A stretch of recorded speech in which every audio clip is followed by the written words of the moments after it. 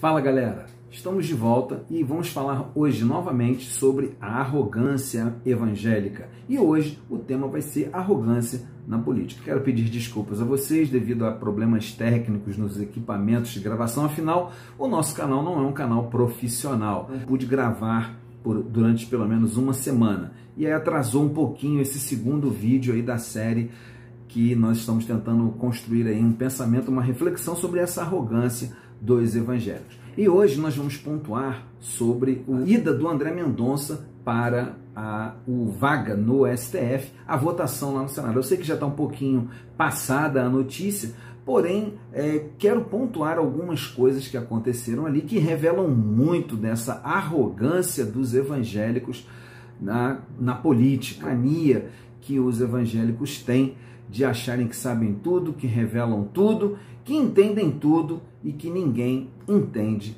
absolutamente nada. André Mendonça no STF. Qual o problema? Ele não é capacitado juridicamente para essa vaga? Não é sobre isso que eu quero discutir com vocês, não é sobre isso que eu quero conversar com você hoje aqui no canal. Eu quero falar com você sobre a arrogância que envolve algumas falas que foram proferidas em todo esse evento, especialmente duas falas do próprio André Mendonça e uma fala de um dos pastores que mais trabalhou para criar o movimento em torno da escolha, da votação lá no Senado do André Mendonça. Quero deixar bem claro aqui que eu não tenho problema nenhum de ter um evangélico no Supremo Tribunal Federal, contanto que ele se limite a ser evangélico dentro da igreja ou na sua comunidade de fé, no STF, que ele prime pela Constituição e pela lei. Então vamos analisar aí esse contexto todinho, vem comigo, vamos falar sobre essas falas que aconteceram durante todo esse episódio e refletir sobre isso, o que está certo, o que está errado e o que tem de ligação com esse assunto, arrogância evangélica. Antes de você e eu participarmos aqui desse bate-papo, já quero te pedir, deixa aquele like aí bem gostoso, já de início aí no vídeo, porque você deixando o like, o que acontece? O algoritmo do YouTube entende que o assunto é relevante e então mostra esse assunto para outras pessoas. Também quero aproveitar para te convidar, se você está aqui e não é inscrito no canal, se inscreve aí no canal, olha, vai aí na inscrição, se inscreve no canal e aciona esse sininho aí, que é o sininho das notificações, para você receber notificações de quando sair outros materiais aqui no vídeo. O nosso canal é um canal de comentários, um canal de crônicas. Eu me chamo Marcos Vinícius, sou comentarista e cronista aqui no canal. E a gente tem tentado, nos últimos tempos, fazer uma reflexão sobre o papel dos evangélicos na política, um papel que muitas vezes deixa a desejar. Antes de mais nada, o que eu quero contextualizar sobre a arrogância evangélica? A arrogância evangélica é essa atitude, especialmente de algumas lideranças, muitas delas bem conhecidas, vamos citar aqui um exemplo, Silas Malafaia, um outro muito conhecido também, Marco Feliciano, Estevam Hernandes e muitos outros líderes evangélicos conhecidos aqui que se envolvem com política. Qual é essa arrogância? É a arrogância de achar, como eu disse na introdução, que somente os evangélicos são detentores da verdade, somente os evangélicos são detentores da moral, somente os evangélicos são detentores do bem, como se ninguém mais tivesse esta capacidade. E como uma pessoa comentou no vídeo anterior, quando eu falei sobre a morte da Marília Mendonça e a Sara Shiva, profetizando a morte de outro cantor do mundo da sofrência, qual é o problema? Esse comentário foi muito interessante. O problema é o seguinte, que a arrogância dos líderes evangélicos, ela cresce na mesma velocidade que cresce a incapacidade crítica dos evangélicos diante das falas dos seus líderes. Isso pode ser, inclusive, atestado por aquele vídeo que eu vou deixar aqui também no card, sobre por que os evangélicos mentem. Por que evangélicos repassam notícias que eles sabem serem mentirosas. Dentro da pesquisa, por exemplo, você pode conferir aí no vídeo que eu fiz e que eu estou deixando aí no card, 8% dos evangélicos pesquisados reproduziam a mentira sabendo que era mentira. A arrogância evangélica, ela cresce na velocidade, na proporção inversa da velocidade com que os evangélicos deixam de ter uma posição crítica sobre o que está acontecendo. Vamos voltar então para o nosso assunto, que é o André Mendonça e suas falas e a sua ida para o STF, que você vai entender esse ponto de vista. A primeira fala é uma fala que ele puxa de um outro autor e não já começa a arrogância por aí, ele não dá o devido crédito. Como pastor evangélico e jurista, o mínimo que ele deveria fazer é isso. É a frase do Neil Armstrong, o primeiro astronauta a pisar em solo lunar. Ele disse: um pequeno passo para um homem, ou um passo para um homem, e um grande salto para a humanidade. Essa frase é conhecidíssima, mas se você não conhece, fica aí valendo a minha crítica, né? Você não lê, você não se informa, você acredita em tudo aquilo que você escuta. E aí o André Mendonça, quando recebeu a notícia de que foi escolhido, que a votação foi a seu favor, ele disse: bom, eu dou graças a Deus, dou glórias a Deus, porque é um passo para um homem e um grande passo para os evangélicos. Onde está a arrogância evangélica nesta frase? Bom, eu como cristão e evangélico, eu digo o seguinte: André Mendonça valorizou um grupo ao invés de valorizar uma mensagem. O correto dele, se ele queria usar a frase do Neil Armstrong, que ele não deu crédito, volto a lembrar, seria ele dizer: é um pequeno passo para um homem e um grande passo para a mensagem do evangelho. Não, ele centralizou a sua fala nos evangélicos. E isso quer dizer? Isso quer dizer que André Mendonça concorda e está trabalhando com o projeto de poder humano que os evangélicos vêm construindo dentro da política no Brasil há mais ou menos 5 décadas. Começaram timidamente lá atrás e vêm nos últimos 30 anos escalando numa velocidade muito grande para tomarem espaços não de influência da mensagem, mas espaços de poder, como eu disse no vídeo anterior. São concessões de rádio, concessões de televisão, são perdões de dívidas milionárias de impostos que deveriam ser pagas. Eu te pergunto, você, eu, nós, quando devemos imposto, será que nós recebemos tão facilmente assim com uma canetada o perdão das nossas dívidas? Não, ai de nós se não pagarmos. Então, os evangélicos, é muito sintomática essa frase arrogante do André Mendonça. Este grupo, que quero dizer para você, inclusive, uma coisa, é extremamente heterogêneo. Você tem desde fundamentalistas fanáticos até evangélicos ultraliberais. E aí ele diz que é os evangélicos, um grande passo para os evangélicos. A minha pergunta é: passo para onde? Passo para o quê? E na minha visão, de quem já caminha nesse meio há 50 anos pelo menos, é um passo a mais nessa busca ferrenha por ter poder humano. Poder humano esse que não tem nada a ver, diga-se de passagem, com a mensagem do Evangelho, que ele deveria ter destacado. O Evangelho diz que o reino de Deus não é deste mundo. E aí a gente vai para a segunda fala do André Mendonça, lá durante o seu discurso de recebimento lá da informação de que ele tinha sido escolhido. Ele diz o seguinte: eu quero representar o segmento evangélico e tem ajudado a construir uma nova história no Brasil. Essa frase, ela é fruto também de uma arrogância religiosa muito grande. Porque eu quero fazer uma seguinte colocação sobre isso. Os evangélicos representam hoje entre 25% a 30% da população brasileira.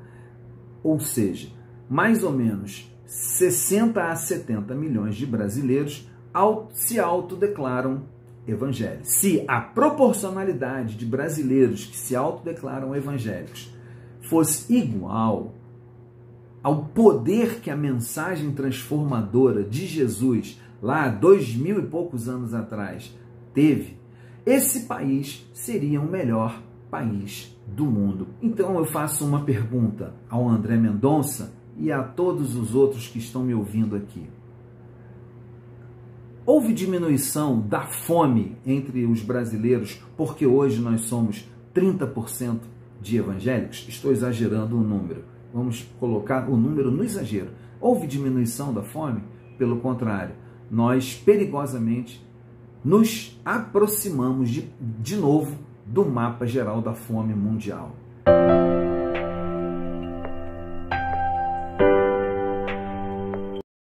Hoje vivemos num número altíssimo de pessoas com o risco alimentar, que é aquela pessoa que até tem a comida, mas não sabe se vai ter a próxima refeição. Vou fazer uma segunda reflexão para a gente passar para o nosso último ponto.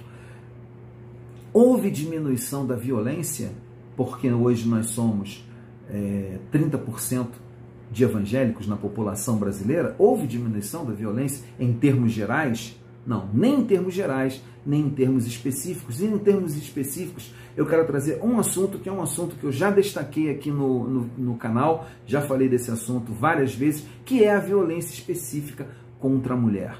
E especificamente, a violência contra a mulher menor de idade. Hoje, o grande número de abusos sexuais no Brasil, estupros e violência sexual, está na faixa de 0 a 13 anos. E nessa faixa de 0 a 13 anos, 80% se concentra de 9 a 13 anos entre meninas. O que o fato de termos 30% dos evangélicos operou nisso aí? Cooperou para que esse número modificasse? Nada. Eu quero lembrar ao André Mendonça, e também a você que está me ouvindo, que quando houveram chamados avivamentos espirituais evangélicos ou cristãos na história do mundo, né, seja na Europa, nos Estados Unidos ou mesmo na África, foi ao contrário. Não precisou entrar para a política para produzir o avivamento.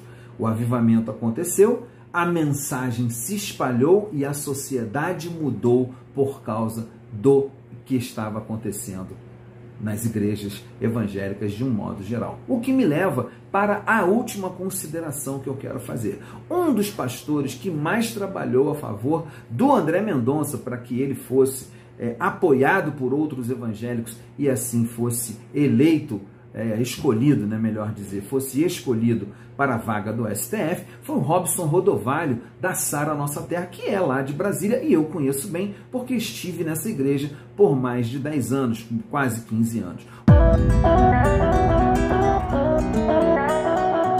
O Robson Rodovalho, numa entrevista, disse o seguinte, que o STF, na verdade, deveria ter pelo menos 3 ou mais ministros do STF evangélicos, porque nós somos 30% e deveria haver representatividade, então, muito maior lá no tribunal. E aí ele cita que na primeira instância já tem muitos juízes e na segunda instância também, mas precisa na corte máxima ter maior representatividade o grupo evangélico. Essa foi uma contestação que me fizeram também quando eu critiquei a eleição do Mendonça lá no meu Instagram e no meu Twitter. Eu quero dizer o seguinte, Robson Rodovalho sabe que o que ele está falando não é verdade, e eu explico. Primeiramente, aí é uma inverdade política. Por quê? Cargo de juiz não é cargo representativo da população, nem muito menos cargo eleitoral. Representatividade do segmento evangélico, pastor Robson Rodovalho, é no legislativo, é lá na Câmara dos Vereadores, entre os deputados federais e também no Senado Federal. O senhor sabe disso, até porque o senhor já foi deputado. Então, isso aí é uma inverdade ou uma distorção da verdade, porque cargo de juiz não é assim, e o senhor está propagando isso para frente, e como eu disse no início, a visão crítica dos evangélicos tem diminuído cada vez mais, exatamente pela arrogância que carregamos e assim achamos que somos donos da verdade. Dito isto, que não é um cargo eletivo, vai um segundo aspecto, Robson Rodovalho e todos os outros pastores que estão aí celebrando e dizendo que tem que ter mais representatividade evangélica no STF. O juiz, ele nasceu esse cargo para ser neutro, para ser imparcial, para ser o mais neutro possível. Só para lembrar, pastor Robson e tantos outros aí, vocês lembram da história de Salomão, as duas mães, o bebê e a espada? Lembram, né? Salomão sabia quem era a mãe, mas para ser imparcial como juiz, ele tomou a seguinte decisão. vou dividir a criança ao meio, cada uma que alega ser mãe fica com um pedaço da criança e assim o assunto está resolvido. Ele agiu com imparcialidade, o que fez com que então se revelasse quem era a mãe verdadeira. Esse é o papel de um juiz, ser imparcial, não ser representativo de um segmento da sociedade. O que leva ao terceiro ponto, que é o seguinte: bom, se é para ser representativo, quantos umbandistas e candomblecistas existem no Brasil? E aí, quantas vagas do STF teremos que oferecer também aos candomblecistas e umbandistas? E podemos somar a eles os kardecistas, que também seguem ali a linha do espiritismo. Quantos islâmicos, quantos seguidores do islamismo existem hoje no Brasil? Qual é a porcentagem que daria a eles uma vaga lá no STF? Então, me diga também, entre budistas, shintoístas e Hare Krishnas, quantos representam dessa população? Qual seria a fração para ter uma vaguinha lá no STF?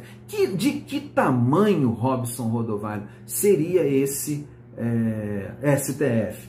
E aí eu deixo uma última pergunta, que foi a pergunta que eu fiz lá no meu Instagram, que é a seguinte: se nós tivéssemos representatividade de todas as outras religiões, em nome da tolerância religiosa, na hora que o candomblecista ocupasse o cargo, porque é rotativo, de presidente do STF, haveria tolerância dos evangélicos?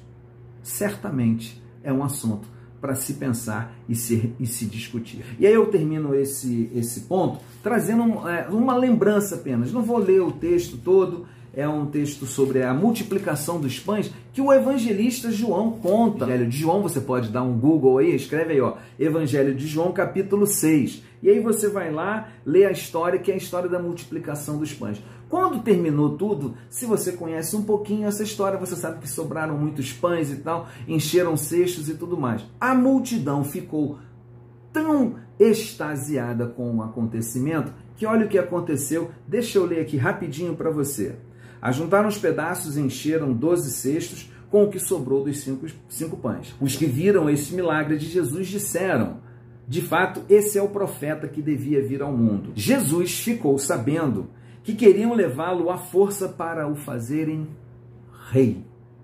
Então voltou sozinho para o monte. Jesus não precisa de representatividade na política para ser Jesus e nem para que o evangelho dele realize milagres na vida das pessoas. Isso é uma grande desculpa de quem está a fim de ficar próximo do poder, próximo das esferas poderosas, próximo das vantagens que o poder político oferece. A arrogância evangélica na política é uma realidade, mas essa arrogância ela existe somente por um motivo: busca desenfreada por espaços de poder humano que não tem nada a ver com o evangelho que Jesus ensinou há 2000 anos atrás. Espero que você tenha gostado do vídeo, espero que você tenha entendido a mensagem. Não tenho nada contra o André Mendonça ir para o STF, pode ir. O que eu tenho contra é essa arrogância dos evangélicos de acharem, nós evangélicos, que somos melhores do que as outras pessoas, algo que Jesus nunca ensinou nem praticou. Jesus